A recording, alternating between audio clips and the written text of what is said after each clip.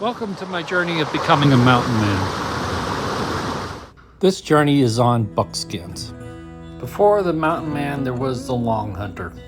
The more interactions they had with the Native Americans, the more they learned from the tribes. One of the biggest difference between them was the fact that the native tribes wore buckskin. Buckskin is more durable than cotton or wool, which later became the iconic look of the American mountain man.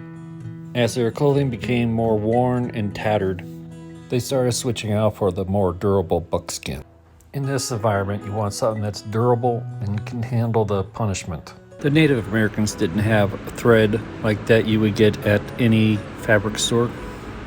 What they used is called sinute. It's not made from plant fiber, but muscle tissue, more precisely the tendons. They would start by carefully pulling the fibers apart, then twisting it into sewing thread, bowstrings, in the construction of arrows, also the construction of teepees, which were made from buffalo skins. They would use as much of the animal as possible, like jewelry, tools, and clothing. The Spanish had brought over sheep and horses. Any linen or canvas threading would have been acquired through trade. To make my mountain man jacket, I am going to be using patterns and cowhide. As you can see, one pattern's shorter, so I'm going to be using one pattern and just flip it over for the other side. Got one piece already cut out right here on this mannequin, and I got this one all traced out. For the sleeves, the neck, this one's going to be the front, so there's going to be a cut right down the center. I'm only going about so far.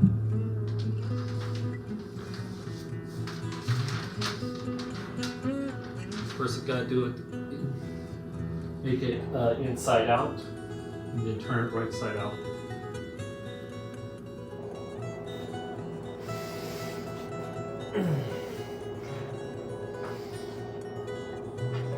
Before I cut, I have a cutting board on top of this coffee table.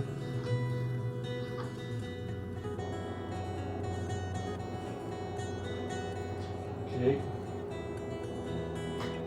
Let's see, where do I need to start? This best be on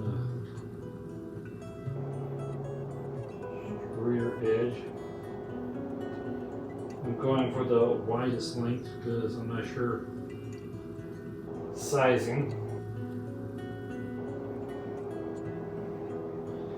I'm using a rolling cutting knife.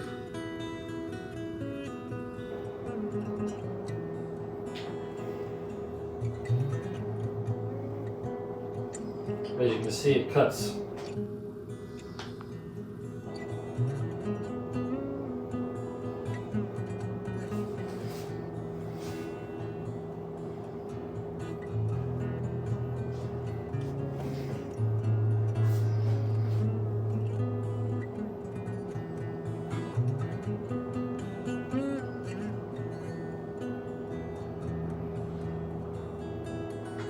Trying to follow the lines. Move for a little.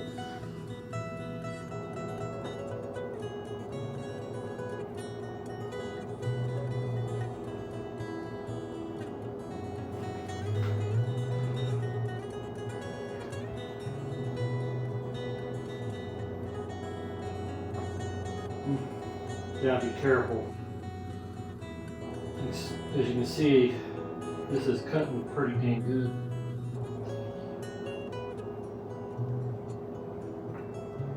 It slides back and forth where we'll cut meat by accident.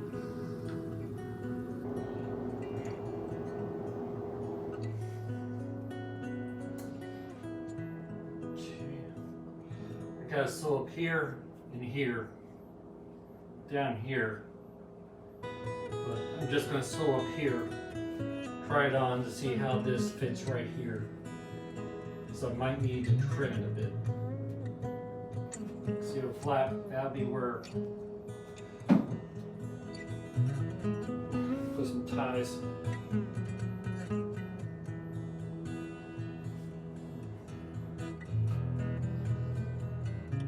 I don't use expensive equipment to sew my leathers. Being hand stitched, it will just add to the 18th century period and give it a more rustic look. The tool you see me picking up is called an awl. I use it to start holes in the leather to make it easier to sew. I'm using artificial sinew to construct my Mountain Man jacket.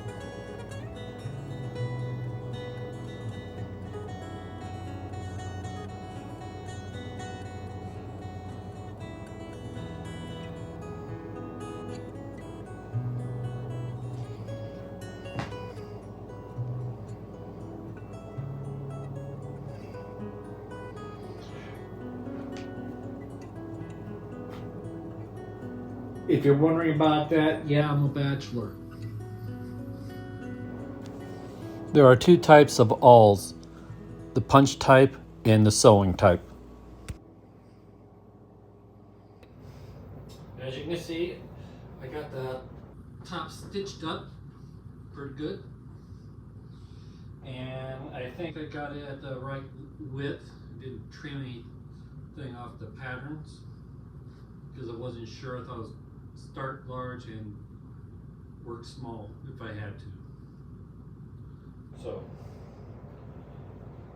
feels like it's at a good space because I have to. This is going to be a one piece. It's not buttoned down or tied down. Just it'll be one whole. Be like a leather hoodie. Okay, so watch for part 2 where I complete this project on buckskin. I'm not sure when that will be out. I'm still researching. I might have to trim a little off the back here. So, glad you joined me, and thank you for watching. And be sure to like, share, and subscribe.